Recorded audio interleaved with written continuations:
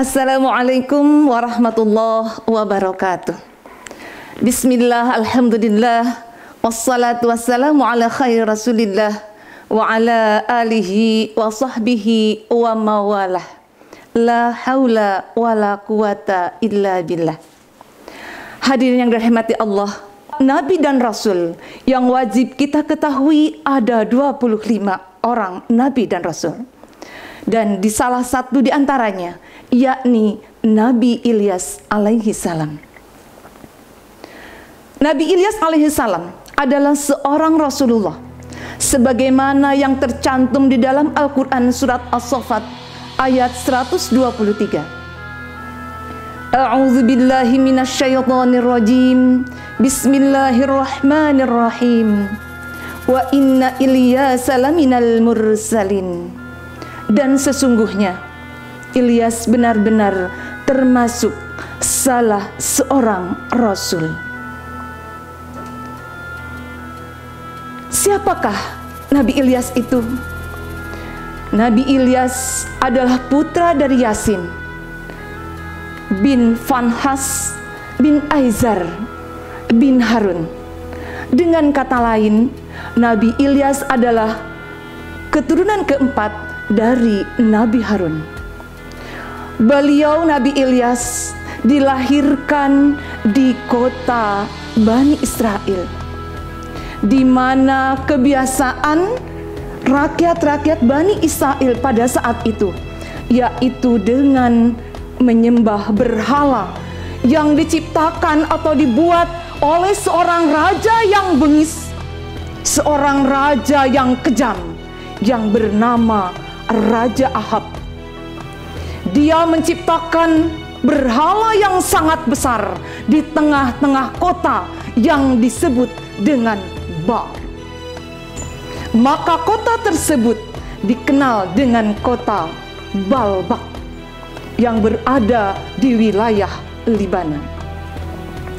Nabi Ilyas diangkat menjadi rasul sekitar pada tahun 870 sebelum Masehi. Beliau diutus oleh Allah untuk mengimankan rakyat-rakyat Bani Israel yang saat itu menyembah berhala. Rakyat-rakyat Bani Israel yang selamanya setiap hari menyembah berhala-berhala yang dibuatnya, terutama yang besar yang dibuat oleh Raja Ahab tersebut. Nabi Ilyas merasa sedih. Lalu Nabi Ilyas berkata kepada rakyat atau kaum Bani Israel tersebut, "Mengapa kamu tidak bertakwa kepada Allah? Patutkah kamu menyembah Baal dan meninggalkan pencipta yang sesungguhnya, yaitu Allah subhanahu wa ta'ala, ahsanal khaliqin?" Itu termaktub kisah-kisah tentang Nabi Ilyas ini di dalam surat As-Saffat 123 sampai 126. Melihat rakyatnya yang senantiasa menyembah berhala-berhala tersebut, maka Allah berfirman kepada Nabi Ilyas supaya menemui Raja Ahab, kemudian mengatakan bahwa harus cepatlah beriman kepada Allah, bertakwalah kepada Allah, dan tinggalkanlah, hapuskanlah, musnahkanlah segala patung-patung yang ada di sekitarnya. Kalau tidak, maka tunggulah, akan segera datang azab dari Allah selama 3 tahun. Kecuali kalau mereka semuanya sudah beriman kepada Allah dan mengikuti ajaran yang dibawakan oleh Nabi Ilyas alaihi salam. Namun apa yang dikatakan oleh rakyat dan raja yang kejam tersebut? Mereka malah mengolok-olokkan Nabi Ilyas. Mereka menentang, bahkan mereka mengusir, bahkan ingin membunuh Nabi Ilyas. Akhirnya Nabi Ilyas sembunyi-sembunyi atas perintah Allah, menyelamatkan diri dari kaum yang tidak beriman kepada Allah tersebut.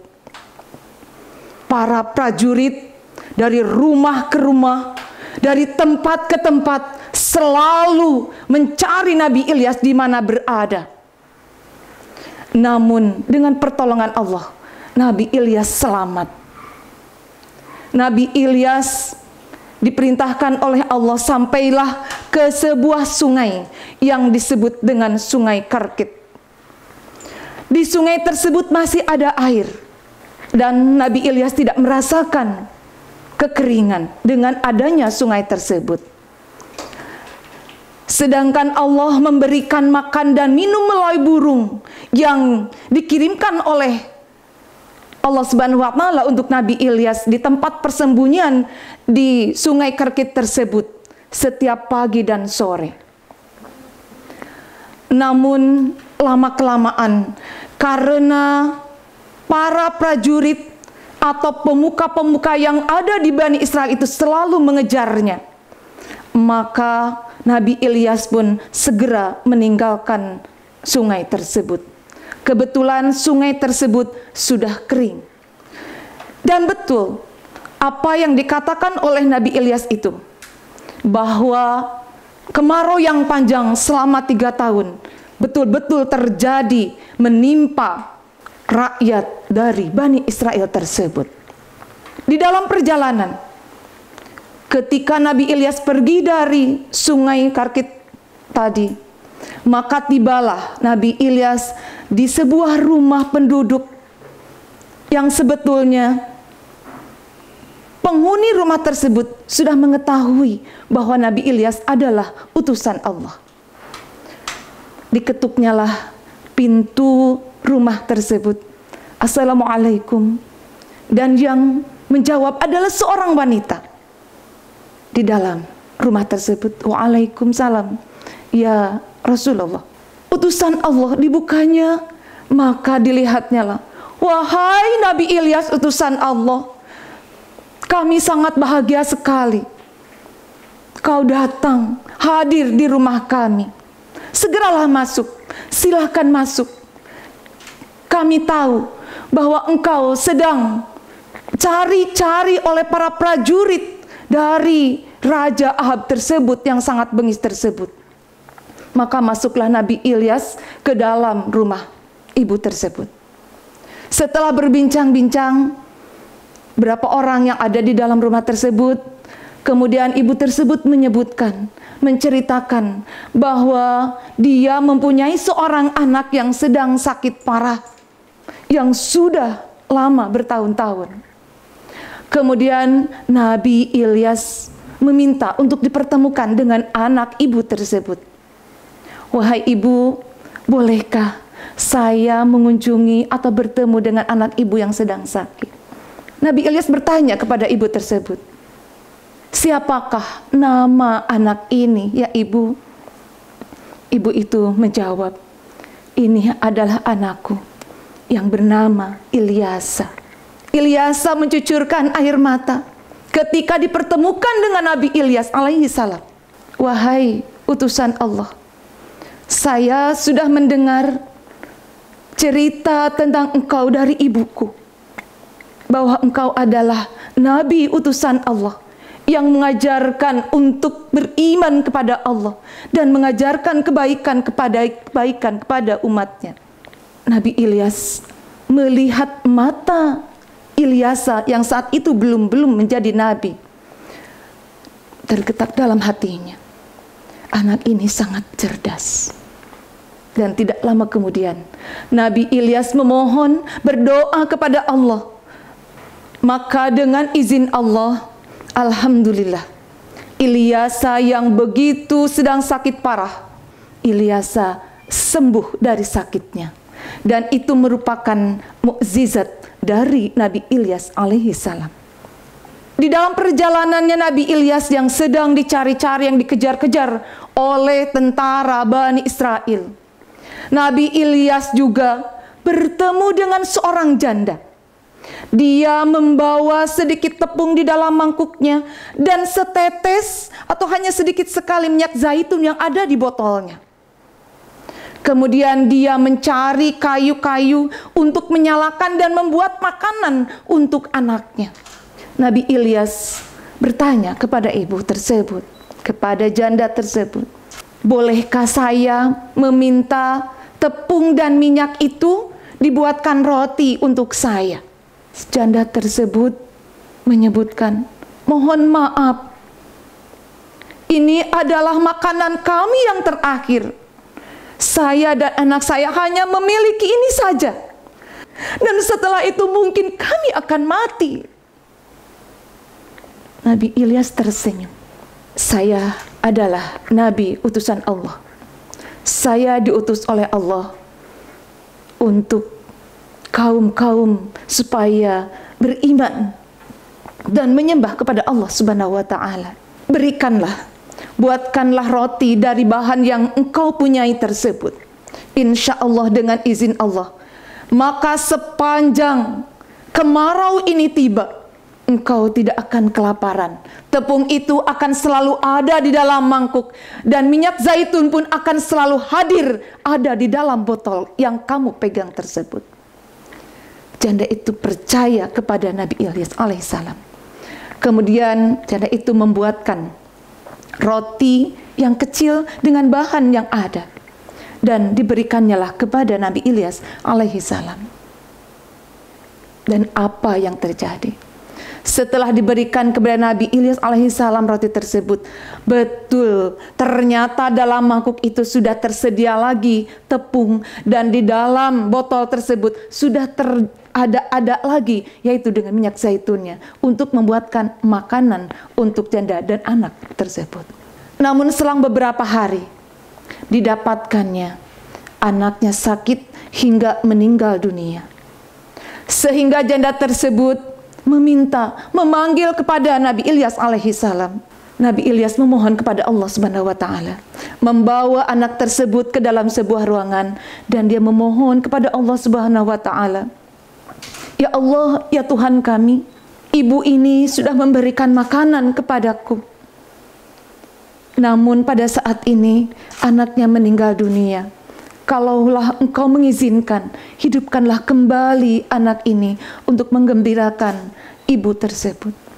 Maka dengan izin Allah, anak itu bernafas kembali dan bisa bangun kembali.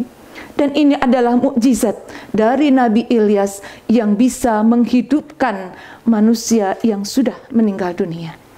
Tidak terasa 3 tahun yang berada di sekitar Raja Ahab atau di sekitar rakyat atau kaum Bani Israel tersebut, mereka mengalami kekeringan, kemarau yang sangat panjang sekali.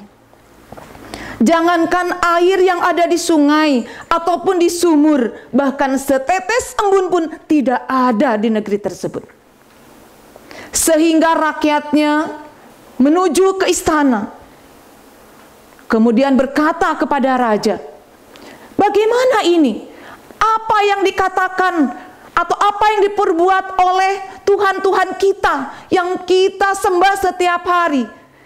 Sekarang kita mengalami kelaparan, mengalami kemarau yang panjang, karena tidak ada setetes air pun. Tanaman mati, binatang pun mati, nggak ada yang bisa kita makan pada saat ini. Padahal kita sudah diingatkan oleh Ilyas saat itu. Beliau mengatakan akan datang kemarau yang panjang seperti ini, tapi kita tidak mengimaninya. Apa yang harus kita kerjakan saat ini? Akhirnya mereka bermusyawarah. Dan akhirnya mereka sepakat untuk mencari Nabi Ilyas alaihissalam dan meminta maaf, kemudian ingin bertobat dan bersujud kepada Allah, dan akan menghancurkan berhala-berhala yang ada di kota tersebut. Beberapa saat mencari Nabi Ilyas, akhirnya bertemulah para pemuka-pemuka dan prajurit raja tersebut bertemu dengan Nabi Ilyas alaihissalam. Mereka memohon kepada Nabi Ilyas supaya mencabut semua malapetaka yang ada di dan memohon kepada Allah untuk diberikan kemakmuran seperti sedia kala dengan turunnya hujan. Dan kaum Bani Israel berjanji akan menghancurkan semua berhala-berhala yang ada di kota Bani Israel tersebut, yang ada di kota Balbak tersebut. Akhirnya Nabi Ilyas merasa kasihan dengan keadaan rakyat pada saat itu. Akhirnya dia berdoa kepada Allah, memohon untuk keberkahan, untuk kemakmuran rakyat tersebut, dan dijadikan rakyat tersebut adalah orang-orang yang bersyukur kepada Allah Subhanahu wa Ta'ala. Akhirnya turunlah hujan, membasahi bumi, terutama di kota tersebut, dan mulailah tumbuhlah tanaman-tanaman, binatang pun hidup, dan mereka beberapa tahun merasakan kemakmuran dari doa Nabi Ilyas tersebut. Namun hadirin rahimakumullah, apa yang terjadi setelah kemakmuran tersebut dirasakan oleh kaum Bani Israel? Mereka lupa dengan janjinya, dan mereka kembali dengan menyembah berhala-berhala, menciptakan kembali berhala-berhala tersebut, dan mengingkari apa janjinya untuk menyembah Allah Subhanahu wa Ta'ala. Sehingga Nabi Ilyas pada akhirnya memohon kembali kepada Allah Subhanahu wa Ta'ala. Ya Allah, kaum ini sudah diselamatkan oleh-Mu, dengan izin-Mu bisa makmur kembali, namun mereka kembali lagi dengan kesesatan. Maka turunkanlah azab dan Allah memberikan malapetaka yang lebih dahsyat lagi, yakni dengan gempa bumi yang menghancurkan seluruh kota tersebut dengan orang-orang yang zalim dan tidak iman kepada Allah Subhanahu wa Ta'ala. Maka kota tersebut luluh lantak dan mayat-mayat bergelimangan. Habislah sudah. Allah menyelamatkan orang-orang yang beriman kepada Allah Subhanahu wa Ta'ala. Maka dengan kisah Nabi Ilyas alaihi salam yang sudah dipaparkan tadi, mudah-mudahan memberikan satu ilmu kepada kita, satu pesan dari kisah tersebut, sehingga mudah-mudahan kita menjadi orang-orang yang tetap bersujud kepada Allah Subhanahu wa Ta'ala, orang-orang yang bertakwa kepada Allah Subhanahu wa Ta'ala, karena tiada Tuhan yang patut kita sembah, hanyalah Allah yang Maha Esa. Demikianlah paparan singkat tentang kisah Nabi Ilyas alaihi salam. Wassalamualaikum warahmatullahi wabarakatuh.